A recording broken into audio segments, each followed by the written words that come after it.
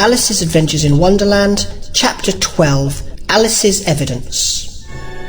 "Here!" cried Alice, quite forgetting in the flurry of the moment how large she had grown in the last few minutes, and she jumped up in such a hurry that she tipped over the jury box with the edge of her skirt, upsetting all the jurymen onto the heads of the crowd below, and there they lay, sprawling about, reminding her very much of a globe of goldfish she had accidentally upset the week before. "Oh, I beg your pardon," she exclaimed in a tone of great dismay, and began picking them up again as quickly as she could, for the accident of the goldfish kept running in her head, and she had a vague sort of idea that they must be collected at once and put back into the jury box, or they would die. "The trial cannot proceed," said the king in a very grave voice, "until all of the jurymen are back in their proper places. All," he repeated with great emphasis, looking hard at Alice as he said so. Alice looked at the jury box and saw that, in her haste, she had put the lizard in head downwards, and the poor little thing was waving its tail about in a melancholy way, being quite unable to move. She soon got it out again and put it right. "Not that it signifies much," she said to herself. "I should think it would be quite as much use in the trial one way up as the other." As soon as the jury had a little recovered from the shock of being upset, and their slates and pencils had been found and handed back to them, they set to work very diligently to write out a history of the accident. All except the lizard, who seemed too much overcome to do anything but sit with its mouth open, gazing up into the roof of the court. "What do you know about this business?" the king said to Alice. "Nothing," said Alice. "Nothing whatever?" persisted the king. "Nothing whatever," said Alice. "That's very important," the king said, turning to the jury. They were just beginning to write this down on their slates when the white rabbit interrupted. "Unimportant, your majesty means, of course," he said in a very respectful tone, but frowning and making faces at him as he spoke. "Unimportant, of course, I meant," the king hastily said, and went on to himself in an undertone. "Important, unimportant, unimportant, important," as if he was trying which word sounded best. Some of the jury wrote it down important, and some unimportant. Alice could see this, as she was near enough to look over their slates, but it doesn't matter a bit, she thought to herself. At this moment the king, who had been for some time busily writing in his notebook, cackled out, "Silence!" and read out from his book, "Rule 42. All persons more than a mile high to leave the court." Everybody looked at Alice. "I'm not a mile high," said Alice. "You are," said the king. "Nearly 2 miles high," added the queen. "Well, I shan't go at any rate," said Alice. "Beside, that's not a regular rule. You invented it just now." "It's the oldest rule in the book," said the king. "Then it ought to be number 1, said Alice. The king turned pale and shut his notebook hastily. "Consider your verdict," he said to the jury in a low, trembling voice. "There's more evidence to come yet, please your majesty," said the white rabbit, jumping up in a great hurry.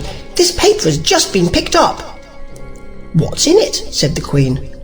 "I haven't opened it yet," said the white rabbit, "but it seems to be a letter written by the prisoner to somebody." "It must have been that," said the king, "unless it was written to nobody, which isn't usual, you know." "Who is it directed to?" said one of the jurymen. "It isn't directed at all," said the white letter. "In fact, there's nothing written on the outside." He unfolded the paper as he spoke and added, "It isn't a letter after all. It's a set of verses." "Are they in the prisoner's handwriting?" asked another of the jurymen. "No, they're not," said the white rabbit, "and that's the queerest thing about it." The jury all looked puzzled. "He must have imitated somebody else's hand," said the king. The jury all brightened up again. "Please your majesty," said the knave, "I didn't write it, and they can't prove I did. There's no name signed at the end." "If you didn't sign it," said the king, "that only makes the matter worse. You must have meant some mischief, or else you'd have signed your name like an honest man." There was a general clapping of hands at this. It was the first really clever thing the king had said that day. "That proves his guilt," said the queen. "It proves nothing of the sort," said Alice. "Why, you don't even know what they're about." "Read them," said the king. The White Rabbit put on his spectacles. "Where shall I begin, please your majesty?" he asked. "Begin at the beginning," the king said gravely, "and go on till you come to the end, then stop." These were the verses the White Rabbit read. "They told me you had been to her and mentioned me to him. She gave me a good character, but said I could not swim. He sent them word I had not gone. We know it to be true. If she would push the matter on, what would become of you? I gave her 1, they gave him 2, you gave us 3 or more. They all returned from him to you, though they were mine before. If I or she should chance to be involved in this affair, he trusts to you to set them free, exactly as we were. My notion was that you had been, before she had this fit, an obstacle that came between him and ourselves and it. Don't let him know she liked them best, for this must ever be a secret kept from all the rest, between yourself and me." "That's the most important piece of evidence we've heard yet," said the king, rubbing his hands. "And now let the jury, if any one of them can explain it," said Alice. She'd grown so large in the last few minutes that she wasn't a bit afraid of interrupting him. "I'll give him 6pence. I don't believe there's an atom of meaning in it." The jury all wrote this down on their slates. She doesn't believe there's an atom of meaning in it. But none of them attempted to explain the paper. "If there's no meaning in it," said the king, "that saves a world of trouble, you know, as we needn't try to find any. And yet I don't know," he went on, spreading out the verses on his knee and looking at them all with one eye. "I seem to see some meaning in them, after all. Said I could not swim. You can't swim, can you?" he added, turning to the knave. The knave shook his head sadly. "Do I look like it?" he said, which he certainly did not, being made entirely of cardboard. "All right so far," said the king, and he went on muttering over the verses to himself. "We know it to be true," that's the jury, of course. "I gave her 1, they gave him 2. Why, that must be what he did with the tarts, you know." "But it goes on, they all returned from him to you," said Alice. "Why, there they are," said the king triumphantly, pointing to the tarts on the table. "Nothing can be clearer than that. Then again, before she had this fit." "You never had fits, my dear, I think," he said to the queen. "Never," said the queen furiously, throwing an inkstand at the lizard as she spoke. The unfortunate little Bill had left off writing on his slate with one finger, as he found it made no mark, but he now hastily began again, using the ink that was trickling down his face, as long as it lasted. "Then the words don't fit you," said the king, looking round the court with a smile. There was a dead silence. "It's a pun," the king added in an offended tone, and everybody laughed. "Let the jury consider their verdict," the king said, for about the 20th time that day. "No, no," said the queen, "sentence first, verdict afterwards." "Stuff and nonsense," said Alice loudly. "The idea of having the sentence first." "Hold your tongue," said the queen, turning purple. "I won't," said Alice. "Off with her head," the queen shouted at the top of her voice. Nobody moved. "Who cares for you?" said Alice. She had grown to her full size by this time. "You're nothing but a pack of cards." At this the whole pack rose up into the air and came flying down upon her. She gave a little scream, half of fright and half of anger, and tried to beat them off, and found herself lying on the bank, with her head in the lap of her sister, who was gently brushing away some dead leaves that had fluttered down from the tree upon her face.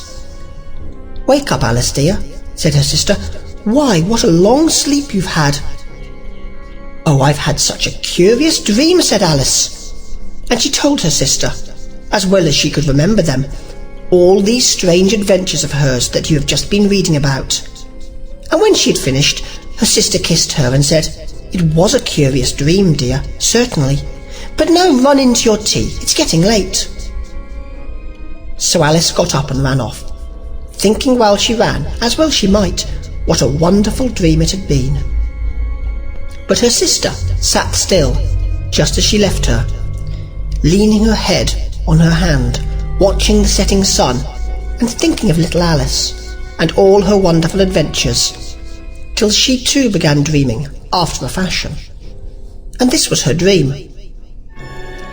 First she dreamed of little Alice herself, and once again the tiny hands were clasped upon her knee, and the bright, eager eyes were looking up into hers, and she could hear the very tones of her voice, and see that queer little toss of her head to keep back the wandering hair that would always get into her eyes. And still, as she listened, or seemed to listen, the whole place around her became alive, the strange creatures of her little sister's dream. The long grass rustled at her feet as the white rabbit hurried by. The frightened mouse splashed his way through the neighbouring pool. She could hear the rattle of the teacups as the March Hare and his friends shared their never-ending meal, and the shrill voice of the Queen ordering off her unfortunate guests to execution. Once more the pig baby was sneezing on the Duchess's knee, while plates and dishes crashed around it. Once more the shriek of the griffin, the squealing of the lizard's slate pencil, and the choking of the suppressed guinea pigs filled the air, mixed up with the distant sobs of the miserable mock turtle. So she sat on, with closed eyes, and half believed herself in Wonderland, though she knew she had but to open them again, and all would change to dull reality. The grass would be only rustling in the wind, and the pool rippling to the waving of the reeds. The rattling teacups would change to tinkling sheep bells, and the Queen's shrill cries to the voice of the shepherd boy. And the sneeze of the baby, the shriek of the griffin, and all the other queer noises would change, she knew, to the confused clamour of the busy farmyard, while the lowing of the cattle in the distance would take the place of the mock turtle's heavy sobs. Lastly, she pictured to herself how this same little sister of hers would, in the aftertime, be herself a grown woman, and how she would keep, through all her riper years, the simple and loving heart of her childhood, and how she would gather about her other little children, and make their eyes bright and eager with many a strange tale, perhaps even with the dream of Wonderland of long ago, and how she would feel with all their simple sorrows, and find a pleasure in all their simple joys, remembering her own child life, and the happy summer days. This is the end of Alice's Adventures in Wonderland.